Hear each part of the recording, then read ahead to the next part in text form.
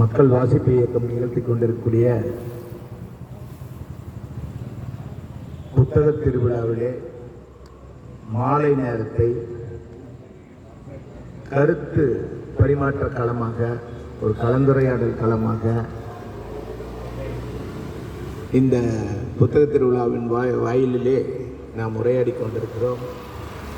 மக்கள் வாசிப்பு இயக்கத்தினை உருவாக்கிய வீரபாலன், உண்மையிலேயே அவர் வீரபாலன் தான். ஏன்னா 25 ஆண்டுகளுக்கு மேலாக ஒற்றை மனிதனாக துவங்கி ஒரு பெரிய நிறுவனமாகவே அதை செயல்படுத்தி கொண்டிருக்கிறார். பொருளாதார தேவைகளுக்காகவும் மனிதன் சுகித்து வாழ்வதற்கான இன்னபிற தேவைகளுக்காகவும் அலைந்து திரிந்து கொண்டிருக்கும் போது அறிவே வழிகாட்டி, அறிவே ஒளி, அறிவே நம்மளுடைய அடுத்த கட்ட இலக்குக்கான அடிப்படை என்பதை மையமாக வைத்து வாசித்தலின் மூலமே நாம் அறிவை பெற முடியும் என்பதில் உறுதியாக நம்பிக்கை கொண்டு மக்கள் வாசிப்பை கொண்டு அவர் நிகழ்த்தி கொண்டிருக்கிறார். அவருக்கு என்னை எப்பொழுதும் அன்புண்டு. அந்த அன்பு 1998களில் தற்காலிகமாக ரஜினிகுமார் என்கிற எழுத்தாளர் மூலமாக அறிமுகமாக அது தொடங்கியது.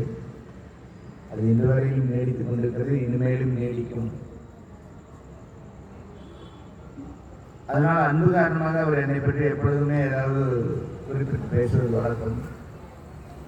அதே போல அருகாமையில் அமர்ந்திருக்கக்கூடிய பேராசிரியர், ஆங்கில பேராசிரியர் ஆண்டவர் எந்த ஒரு இயக்கத்திலும் பங்கெடுத்துக் கொள்ளாமல் அவருடைய தீவிர ஆய்வுக்களமாக நேதாஜி சுபாஷ் சந்திரபோஸினுடைய வாழ்க்கை வரலாற்றை ஆய்வு செய்வதையே தன் வாழ்நாள் இலக்காக கொண்டு குறைந்தது ஒரு 35 ஆண்டுகள் ஏராளமான நேதாஜி குறித்து வந்த அனைத்து நூல்களையும் வாசித்ததோடு நேதாஜி வாழ்ந்த நிலப்பரப்புகளுக்கு பயணம் செய்தது என்பதுதான் நான் நினைக்கிறேன் அவருடைய வாழ்வினுடைய உச்சபட்சமான செயல்பாடாக இருந்திருக்க முடியும். மேலும் வரலாற்றை வெறும் புத்தகமாக, எழுத்தாக, வாசிப்பாக புரிந்து கொள்ளாமல் வரலாற்று மனிதர்களோடு போய் உரையாடுவது என்பது ஒரு பெரிய சாகச பயணம். அந்த வகையில் தமிழகத்தில் கொண்டாடப்படத்தக்க வீராங்கனையான கேப்டன் லட்சுமி, அவர் சுபாஷ் சந்திரபோஸினுடைய INA இராணுவத்தில் தலைமை பொறுப்பு வகித்தவர்.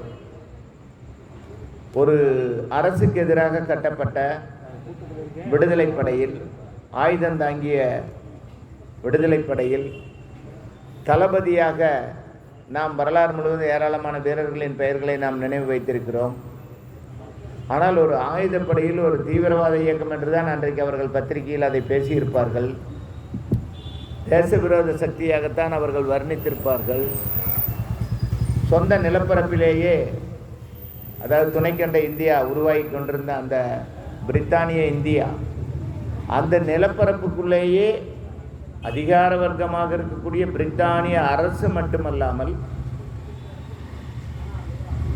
இரண்டாவது அரசு என்று சொல்லக்கூடிய டொமினிக் அந்தஸ்து என்று சொல்லக்கூடிய டொமினிக் குடியரசாக இந்தோ பிரித்தானிய அரசு இந்திய மக்களால் ஆளப்பட்டு கொண்டிருந்த போது அவர்களாலும் இவர் தீவிரவாதி என்றே அழைக்கப்பட்டார். ஒரே சமயத்தில் இரட்டை எதிர்ப்பு. ஒன்று ஏகாதிபத்திய பிரித்தானிய அரசின் ஆதிக்க எதிர்ப்பு, உள்நாட்டுக்குள்ளே ஆட்சியில் இருக்கிறான், அவனுக்கு கீழே ஒரே ஒரு ஜெனரலுக்கு கீழே ஆட்சியில் இருக்கான், இவன் அரசு கையில் இருக்குது, பார்லிமெண்ட்டுக்குள்ளே இவன் தான் நிர்வாகம் பார்க்குறான், இவன் ஒரு மறைமுக உதவிகள் ஏதாவது செஞ்சுருக்கலாம். ஏன்னா அது இந்திய விடுதலை போருக்கான இன்னொரு பாதை. ஆனால் துரதிர்ஷ்டவசமாக இந்தியாவில் அஹிம்சா கருத்துக்கள் மிகவும் சக்தி வாய்ந்த தலைவர்களால் வழிநடத்தப்பட்டு கொண்டிருந்தது. அந்த அஹிம்சா கருத்துக்கள் ஏற்படுத்திய தாக்கம் மக்களிடத்திலும் ஏன்னா வெள்ளைக்காரனோட ஆயுதத்துக்கு பதில் கொடுக்க முடியாமல் தான் நூற்றாண்டுகள் அடிமையானாங்க. ஏன்னா இவங்க கையில் இந்த ஆயுதங்கள் பறிக்கப்பட்டிருந்தது. மன்னர் காலத்தில் மக்கள் எல்லோருக்கும் ஆயுதங்கள் ஒப்படைக்கப்படலை. அது மன்னர்களினுடைய ஆதரவு விசுவாச படைகளுக்கு மட்டுமே ஆயுதங்கள் வைத்துக் கொள்ளும் உரிமை இருந்தது. அதே 1860 நடந்த தேசிய விடுதலை போராட்டத்தில் முறியடிக்கப்பட்ட போது மொத்தம் வீடுகளுக்குள்ளே போந்து விறகு வெட்டக்கூட அறிவால் இல்லாமல் மொத்த உலோக ஆயுதங்களையும் பிரித்தானிய அரசு கைப்பற்றிடுச்சு. இந்த நாடு ஆயுதங்களை முற்றாக இழந்தது. எந்த மன்னனின் ஆதரவாளனுக்கும் இல்லை, மன்னனுடைய விசுவாசிக்கும் இல்லை, சாதி தலைவன்களுக்கும் இல்லை, சாதி ரவுடிகளுக்கிட்டும் ஆயுதம் இல்லை. எல்லா ஆயுதங்களும் கோடாரி விறகு வெட்டுவதற்கான அறிவால் போன்றவை கூட வீடுகளுக்குள்ளிருந்து எடுத்து செல்லப்பட்டு விட்டது. எந்த ஒரு நாடு தனக்கான படையையும் தனக்கான வீரர்களையும் தன்னுடைய ஆயுத படை அணிவரிசைகளையும் இழக்கிறதோ அந்த நாடு முற்றாக அடிமைப்படுவதை தவிர வேறு எந்த வழியும் இல்லை. அந்த அடிமைத்தனம்தான் நூற்றாண்டுகளாக இந்தோ பிரித்தானிய அரசாக இங்கே நீடிச்சிருந்தது. ஆயுதமே இல்லாத ஒரு நாட்டில் எப்படி ஆயுத போராட்டத்தை நடத்த முடியும்? அப்போ வந்த தலைவர்கள் ஆண்மை எழுச்சி மிக்க தலைவர்களாகவும் அகிம்சையை பாதையாக மேற்கொண்டார்கள். ஏன்னா யாருக்கிட்டே ஆயுதம் இல்லை, அரசாங்க இராணுவ வீரர்களை தவிர யாருக்கிட்டையுமே இல்லை. அப்போ அவங்க அகிம்சை முறையை கையாண்டு எங்கு ஆயுதம் தோற்கிறதோ அங்கு அகிம்சை வெற்றியடையும் என்ற சத்திய வாக்கை முன்வைத்து கொண்டு அவர்கள் போராடி கொண்டிருந்தார்கள். இந்த துரதிர்ஷ்டவசமான நிலைமை மாறியிருந்தது 2வது உலக யுத்த காலத்தில். 40களில் 36களில் 38களில் தொடங்கப்பட்ட அந்த 2வது உலக மகா யுத்தம் தவிர்க்க முடியாமல் ஆயுத பரவலை செய்தது. அடிமைப்படுத்தப்பட்ட இந்திய தேசத்திலிருந்து காலாட்படை வீரர்கள் கட்டமைக்கப்பட்டார்கள். இந்தோ பிரித்தானிய அரசின் மூலமாக அவர்கள் கைக்கு ஆயுதம் வந்தது. இந்தோ பிரித்தானிய அரசுக்கு கைக்கு வந்த ஆயுதத்தினுடைய சேகரிப்பை தங்களுடைய சொந்த விடுதலை கருத்துக்களுக்கு பயன்படுத்துகிற புரட்சிகர கண்ணோட்டத்தோடு வந்து சேர்ந்தார் நேதாஜி சுபாஷ் சந்திரபோஸ். காலம் மாறி இருந்தது, சூழல் மாறி இருந்தது, ஆயுதங்கள் எல்லா மக்களிடம் வந்து சேர்ந்திருந்தது. அந்த சூழலில் நேதாஜி படையை கட்டமைக்கிறாரு. காலம் மாறி இருக்குதுங்கிறத கருத்தியல் தலைவர்கள் ஏற்றுக்கொள்ளவில்லை. அவங்கள பொறுத்த வரைக்கும் அந்த கட்சி அகிம்சா கோட்பாடு வச்சிருச்சு. அதன் தலைவர் உயிரோடு இருந்தார், எல்லோரும் இருந்தாங்க. அதனால் அவங்க திரும்ப திரும்ப அகிம்சை வலியுறுத்தினாங்க. அரசாங்கத்திடமிருந்து பறித்து கொள்ளப்பட்ட ஆயுதங்களை விடுதலைக்காக புரட்சிக்காக பயன்படுத்துகிற கருத்தை கூட அவர்களும் சேர்ந்தே பயங்கரவாதிகள் என்றார்கள். உலக வரலாற்றில் ஒரு விடுதலை போராட்ட வரலாறுகள் எத்தனையோ நாடுகளில் விடுதலை போராட்ட வரலாறுகள் இருக்கிறது. ஆனால் துணைக்கண்ட இந்தியாவில் நடந்த விடுதலை போராட்ட வரலாற்றில் ஆயுதம் தாங்கிய புரட்சியாளர்களுக்கு ஏற்பட்ட தீமை என்பது, கொடுமை என்பது, அது ஏகாதிபத்திய அரசாலும் நிகழ்ந்தது, ஆதிபத்திய சொந்த நாட்டினுடைய அரசியல் தலைவர்களாலும் நிகழ்ந்தது, கருத்தியல் தலைவர்களாக கட்சி இயக்கவாதிகளாலும் நிகழ்ந்தது, கட்சியை நம்பின கட்சியின் கருத்துக்களை ஏற்றுக்கொண்டிருந்த வெகுஜன மக்களாலும் ஒதுக்கப்பட்டார்கள். அதனால்தான் துணைக்கண்ட நிலப்பரப்புக்கு அப்பால் அதனுடைய எல்லைக்கோட்டு பகுதியாக இருந்த மலேசியா, பர்மா, சிங்கப்பூர் போன்ற நிலப்பரப்புகளில் இந்தோ பிரித்தானிய அரசினுடைய காலாட்படை வீரர்கள் கைவிடப்பட்ட நிலையில் 2வது உலக யுத்தம் முடிவுக்கு வந்திருந்த சூழலில் அங்கே கைவிடப்பட்ட நிலையில் ஏராளமான வீரர்கள் குடியிருந்தார்கள், அங்கே வாழ்ந்து கொண்டிருந்தார்கள். தமிழகத்திலிருந்து புலம்பெயர்ந்து வாழ வழி தேடி போயிருந்த ஏராளமான தமிழ் வீரர்கள், தமிழ் மக்களும் அங்கு இருந்தார்கள்.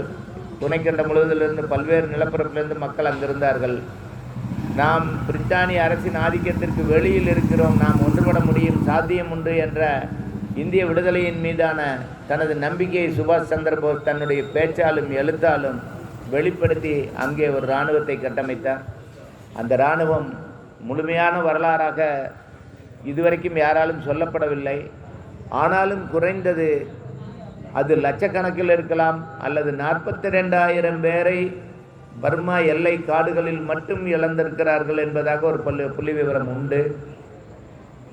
என்னை பொறுத்த வரைக்கும் நேதாஜி ஒரு மகா தலைவர், ஒரு மகான், ஒரு சத்திய வாக்கு கொண்டவர், சொன்னதை செய்யக்கூடிய ஆற்றல் கொண்டவர், செய்வதை மட்டுமே வாழ்வாக கொண்டவர். காந்தி மட்டும்தான் செய் அல்லது செத்துமடி என்ற வார்த்தையை பேசியதாக இங்கே எல்லாரும் காந்தி சொன்னார்னு சொல்லுவாங்க. அவர் மகான் தான். ஆனாலும் அந்த வார்த்தையை செய் அல்லது செத்துமடி என்ற வார்த்தையை வெறும் சொல்லாக அல்லாமல் தன் வாழ்வாகவும் அதற்கேற்ற லட்சியவாதிகளையும் தன் அமைப்பாகவும் உருவாக்கியவர் சுபாஷ் சந்திர போஸ். அவருடைய வாழ்வை நூற்றாண்டுகளாக விடுதலையடைந்த துணைக்கண்டத்து மக்கள் தேடிக்கொண்டே இருக்கிறார்கள். ஏன்னா அந்த மனிதனுடைய உடல் எங்கு கடத்தப்பட்டிருக்கிறது என்பது குறித்த ஆவணங்கள் இல்லை. அதனால் தந்தையை இழந்த பிள்ளைகளைப் போல இந்த மக்கள் அந்த தலைவனுடைய தேகத்தை, அவனுடைய இறுதி நிமிடங்களை தேடிக்கொண்டே இருக்கிறார்கள். அந்த தேடலில் ஒரு தந்தையை தேடுவதைப் போலவே ஒரு சுதந்திர வேட்கைமிக்க தனையனாக நம்ம பேராசிரியர் ஆண்டோ அவர்கள் அந்த தலைவனை தேடி அலைந்தார். தன் வாழ்வு முழுவதும் கனவாக அவனை நெஞ்சில் நிறுத்தி அலைந்து திரிந்து அந்த தலைவனுடைய அமரத்துவமிக்க வாழ்க்கையை தன்னுடைய எழுத்துக்களால் ஒரு புத்தகமாகவும் பதிவு செய்துள்ளார். தலைவனை தேடி அலைந்த போது அவர் கண்டெடுத்த பொக்கிஷங்கள் வீரமங்கை கேப்டன் லட்சுமி அவர் நேரில் சந்தித்து உரையாடியது. அந்த தலைவனுக்கு ஒரு மகள் இருந்திருக்கிறாள். போருக்கு நடுவிலும் காதல் இருந்திருக்கிறது, போருக்கு நடுவிலும் இல்லறம் இருந்திருக்கிறது. அந்த இல்லறத்தின் விளைவாக ஒரு தங்க மகள் ஒருத்தி பிறந்திருக்கிறாள். அவளுடைய வாரிசுகள் வாழ்ந்து கொண்டிருக்கிறார்கள். விடுதலை இந்தியாவில் அவர்கள் பெயரை யாரும் சொல்லுவதில்லை. அவர்கள் எங்கோ வாழ்ந்து கொண்டிருக்கிறார்கள். நிச்சயமாக இந்த மண்ணையும் மக்களையும் நேசிப்பவர்களாக அந்த வாரிசுகள் இருப்பார்கள். அந்த வீர இளமங்கையை, அந்த தாயை சந்தித்து உரையாடி இருக்கிறார் நம்ம ஆண்டோ. இது வரலாற்றில் கால்பதித்தல் என்ற ஒரு வார்த்தை இருக்கிறது. நடந்து முடிந்துவிட்ட வரலாற்றில் கால் பதிப்பதற்கான பெருமுயற்சி அது. அந்த பெருமுயற்சியில் ஆண்டோ பெருவெற்றி அடைந்து நேதாஜி குறித்தான புக்கை ஆங்கிலத்திலும் தமிழிலும் வெளிக்கொண்டு வந்துவிட்டார். இன்னும் தேடுவார்கள். தந்தையை மக்கள் எப்பொழுதுமே தேடிக்கொண்டே இருப்பார்கள். தந்தையை தேடுகிற பிள்ளைகள் முதிர்ந்த பிள்ளைகளாக இருப்பார்கள், வளர்ந்த பிள்ளைகளாக இருப்பார்கள். அந்த பிள்ளைகளாக நாம் இங்கே அமர்ந்திருக்கிறோம். நம் தலைவர்களையும், நம் தேசிய தலைவர்களையும், ஆயுத போராட்டத்திற்கான காரணத்தையும், அகிம்சை போராட்டத்திற்கான காரணத்தையும் எல்லாம் அரசியல்வாதிகளாக நாம் மாறியிருக்கிறோம். அறிவு கொண்டு நம் வாழ்க்கையை பயன்படுத்தி கொண்டிருக்கிறோம். இந்த மக்களுக்காக, இந்த மக்களின் மீது கொண்ட அன்பு காரணமாக, அந்த அன்புதான் நாம் என்ற மாலையிலே அருமை சகோதரர் வீரபாலன் அவர்கள் குறிப்பிட்டதைப் போல ஜீவாவுக்கான நெஞ்சுரத்தோடு, யாருமே இல்லாத இடத்தில், மேடை போடாத இடத்தில், ஒளிபெருக்கி கட்டப்படாத இடத்தில் சென்னையிலிருந்து பாட்டாளிகளை சந்தித்து பேசுவதற்காக வந்திருந்த ஜீவா, கிராமத்து விவசாயிகள் யாரும் அந்த கிராமத்தினுடைய 4 முக்கு சாலைக்கு யாரும் வந்து சேரவில்லை. இருந்திருந்த 1-2 டீ கடைகளும் இழுத்து மூடிவிட்டார்கள். ஜீவா வந்துவிட்டார் என்ற உடனே இருந்த 2-3 பேர் அவரை கூப்பிட்டு வந்தவங்க தான். அவர்கள் மத்தியிலே நம் கூட்டத்தை நடத்தியே தீர்வேன் என்று சொல்லி பனைமரமே கேள், தென்னை மரமே கேள் என்று பேசினார். பக்கத்தில் இருந்த தோழர் ஒருத்தர் சொன்னார், உங்கள் குரல் பெருசு, ஆனால் உங்கள் நெஞ்சு அடைக்கிற போது இந்த கத்திட்டு இருக்கீங்க, யாருமே இல்லைன்னு சொன்னாங்க. அவர் சொன்னார், முதலாளியத்தினுடைய ஆதிபத்தியத்துக்கு அஞ்சியும் அதர் வஞ்சனைகளுக்கு ஆளாகிவிடாமலும் இருப்பதற்காக தங்களை நம் பாட்டாளிகள் தற்காத்து கொண்டிருக்கிறார்கள். அவர்கள் மறைந்திருக்கிறார்கள். அந்த பனைமரத்திற்கு பின்னாலும் தென்னை மரத்திற்கு பின்னாலும் என் தோழன் இருப்பான், அவன் கேட்டுக்கொண்டிருக்கிறான், நான் பேசிக்கொண்டிருக்கிறேன் என்று அந்த கூட்டத்தை செவனே முடித்தார். அதுபோல அருமை தம்பி சொன்னதைப் போல இதோ வேப்ப மரம் இருக்கிறது. இந்த வேப்ப மரத்தின் நிழலிலே நாம் அமர்ந்திருக்கிறோம். நிச்சயமாக இந்த குரல் ஏராளமான பேரை சென்று சேரும். புத்தக வாசிப்பு அத்தியாவசிய தேவை காரணமாக அதை அனைத்து மக்களுக்கும் வீடு கொண்டு போய் சேர்ப்பதற்காக இந்த புத்தக திருவிழா நடந்து கொண்டிருக்கிறது. ஒரு 25 ஆண்டுகளுக்கு முன்பு எனக்கு ஒரு முதியவர் அறிமுகமானார். அவருடைய பெயர் ஆறுமுகம். இந்த பகுதியினுடைய இடதுசாரிகள் மத்தியில் அவருக்கு ஒரு பேர் இருந்தது. தோழர் வடிவேல் ஐயா அவர்களால், அமரர் தோழர் வடிவேல் ஐயா அவர்களால் அவர் நினைவு கூறப்பட்டார். அவர் ரொம்ப முக்கியமான மனிதர், சந்திரகுமார் என்று வடிவேல் ஐயா கூறினார். அவர் எப்படின்னா பஞ்சாலைக்கு வேலைக்கு போவார், கூலி வேலைக்கு. ஸ்ட்ரைக் ஆகிடுச்சுன்னா எந்த கவலையும் பட மாட்டார். சைக்கிளில் பொறி கட்டி வியாபாரம் பண்ணுவார். போராட்டத்தை தொடங்கிடுவார். ஸ்ட்ரைக் ஆகிடும். சைக்கிளில் பொறி கட்டி, ஏன்னா பொறிக்கு தான் குறைந்த மூலதனமே. அப்போ ஒரு மூட்டை பொறி வாங்கிட்டு சைக்கிளில் கட்டி உருவ வியாபாரம் பண்ணுவார். பொறி மூட்டை சைக்கிளில் வியாபாரம் பண்ணி பொறிகளில் சத்தம் போட்டு